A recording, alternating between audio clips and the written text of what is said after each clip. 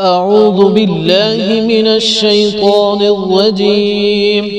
بسم الله الرحمن الرحيم. إذا وقعت الواقعة ليس لوقعتها كاذبة خافضة رافعة. إذا رجت الأرض رجا وبست الجبال بسا فكانت هباء منبثا.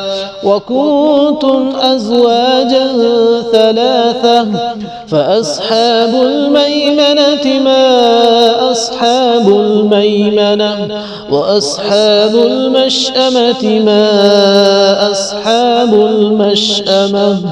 والسابقون السابقون أولئك المقربون في جنات النعيم. ثلة من الأولين وقليل من الآخرين على سرر موضونة متكئين عليها متقابلين. يطوف عليهم ولدان مخلدون بأكواب وأباريق وكأس من معين لا يصدعون عنها ولا ينزفون. وفاكهة مما يتخيرون ولحم طير مما يشتهون. وحور عين كأمثال اللؤلؤ المكنون جزاء بما كانوا يعملون. لا يسمعون فيها لغوا ولا تأثيما إلا قيلا سلاما سلاما. وأصحاب اليمين ما أصحاب اليمين في سدر مخضود وطلح منضود وظل ممدود وماء مسكوب وفاكهة كثيرة لا مقطوعة ولا ممنوعة وفرش مرفوعة. إنا أنشأناهن إنشاء فجعلناهن أبكارا عربا أترابا. لأصحاب اليمين ثلة من الأولين وثلة من الآخرين. وأصحاب الشمال ما أصحاب الشمال في سموم وحميم وظل من يحموم لا بارد ولا كريم. إنهم كانوا قبل ذلك مترفين وكانوا يصرون على الحنث العظيم وكانوا يقولون أئذا متنا وكنا ترابا وعظاما أئنا لمبعوثون أو آباؤنا الأولون. قل إن الأولين والآخرين لمجموعون إلى ميقات يوم معلوم. ثم إنكم أيها الضالون المكذبون لآكلون من شجر من زقوم فمالئون منها البطون فشاربون عليه من الحميم فشاربون شرب الهيم. هذا نزلهم يوم الدين نحن خلقناكم فلولا تصدقون. أفرأيتم ما تمنون أأنتم تخلقونه أم نحن الخالقون نحن قدرنا بينكم الموت وما نحن بمسبوقين